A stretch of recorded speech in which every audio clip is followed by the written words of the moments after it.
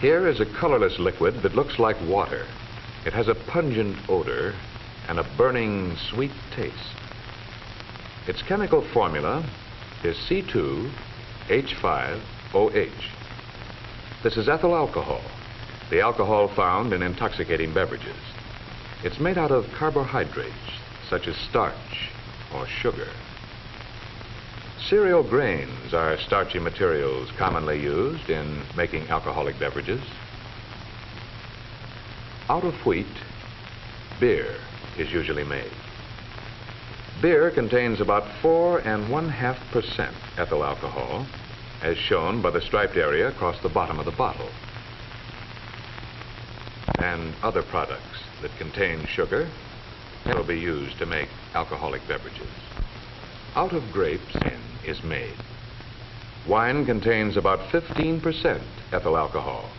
All alcoholic beverages are products of fermentation. As these samples of wheat and grapes are fermenting, alcohol is being produced. The raw material usually needs to be prepared for fermenting or cracking or crushing. Whatever is being used, fermentation has to take place. Fermentation is the action of yeast cells on sugars to produce alcohol. The bubbles seen here are carbon dioxide given off during the fermentation. Beer and wine are products of fermentation alone.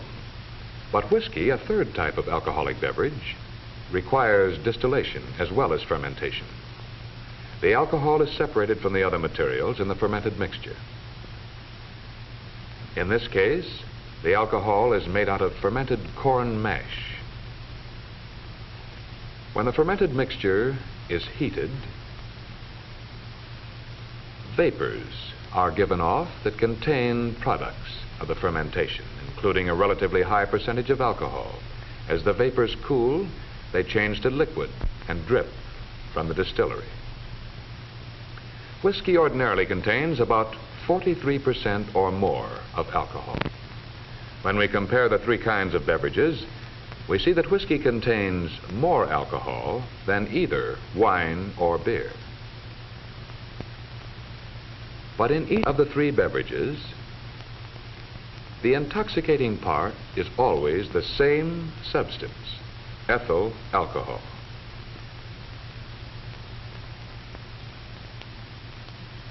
By using animated drawings, we will see what happens to alcohol in the body. In the alcoholic beverage shown here, the black dots represent the ethyl alcohol content. The alcohol travels down the esophagus and into the stomach and the small intestine. Capillaries in the stomach lead into a branch of the portal blood vein that connects with the liver, shown at the left. These capillaries absorb alcohol directly from the stomach, and the portal vein carries to the liver. Other capillaries absorb alcohol from the small intestine, shown at the bottom.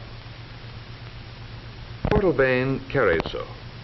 In the liver, some of the alcohol undergoes an immediate change. Enzymes found only in the liver react with the alcohol and change it to acetic acid, presented here as white dots. This means that the alcohol burns or oxidizes, thereby releasing calories of heat energy. The acetic acid molecules and the molecules of ethyl alcohol, not acted upon immediately by the liver, pass on through the veins to the heart, shown here in the center. The more alcohol that reaches the liver at one time, the more alcohol goes on to the heart unchanged. The heart pumps this blood containing alcohol and the acetic acid into the arteries and on to all parts of the body. Whereas only the liver oxidizes pure ethyl alcohol to acetic acid, any body tissue, as for example, the tissue shown here, can oxidize acetic acid. As acetic acid, represented by the white dots, burns, heat energy is released and waste materials eliminated. Thus, the liver is the one organ of the body where oxidation of alcohol to acetic acid takes place. So, except for small amounts of alcohol that escape through the lungs and kidneys, alcohol in the bloodstream remains unchanged until it can be acted upon by the liver. As the liver oxidizes molecules of alcohol to acetic acid, other molecules return from the bloodstream. The liver oxidizes about 3/4 of an ounce of alcohol per hour until the alcohol is all oxidized.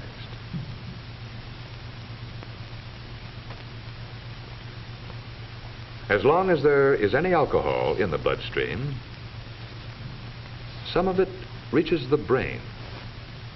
Here it acts as an anesthetic. The effects of alcohol on the human brain vary somewhat from person to person, but its main effects follow a general pattern.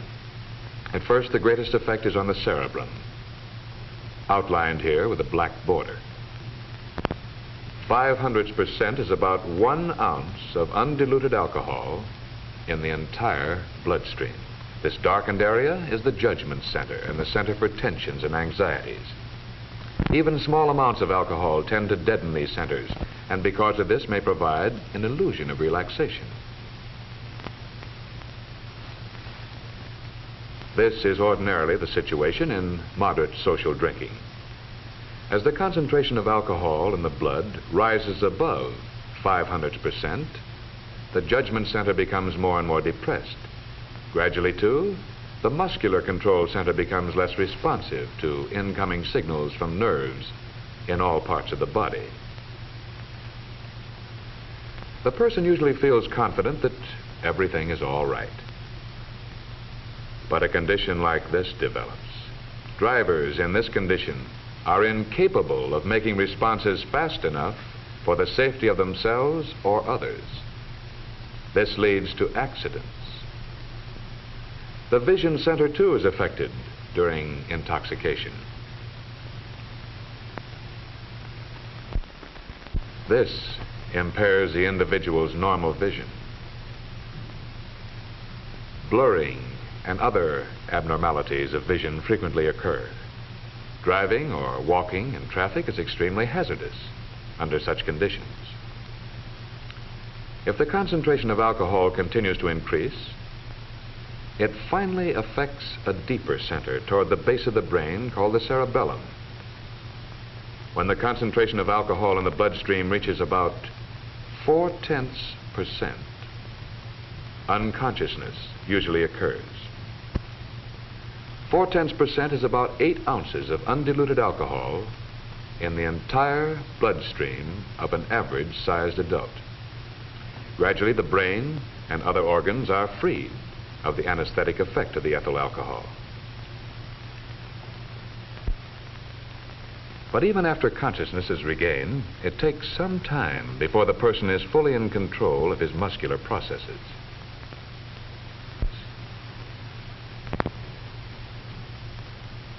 After deep intoxication, the sobering up period for an average-sized adult may take 12 hours or more. Even beyond this amount of time loss, there frequently is a further period of partial incapacity.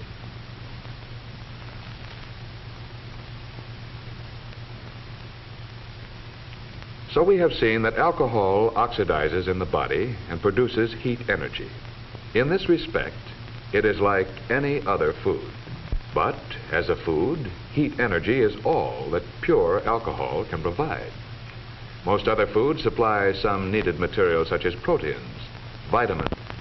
Pure alcohol contains none of these, even though it supplies calories. The substitution of alcohol for other foods over a long period of time produces serious nutritional deficiencies and decreases the resistance to infections and to such diseases as pellagra and beriberi. Those who are unable to avoid chronic overindulgence in ethyl alcohol, such as this man, are usually termed alcoholics or problem drinkers. For him, like other alcoholics, alcohol disrupts his life and injures his health. Investigations are convincing medical authorities that the problem drinker is a sick person. This man needs medical attention. The old method of treatment for a person in this condition was to throw him in jail. But the hospital is the place for a person in a helpless condition due to alcohol. Medical science can help the problem drinker regain his physical health. When there is any doubt as to the cause of the patient's condition, a complete medical examination must be made. An eye check will help determine whether the patient is suffering from shock.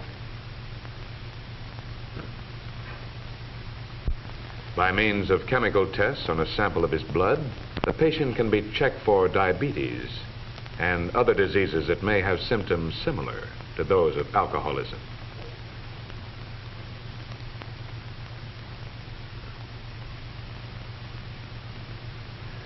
Blood pressure and heart tests will reveal the condition of the circulatory system. Physical tests and a study of the patient's history are needed in order to make sure that he is really suffering from alcoholism. Hospitalization for several days may be needed. During this time, he receives a balanced diet and is treated medically if necessary. Although he may recover physically, he must avoid all future use of alcoholic beverages. It's made clear to him before he leaves the hospital that even a single drink will certainly lead him back again to chronic alcoholism.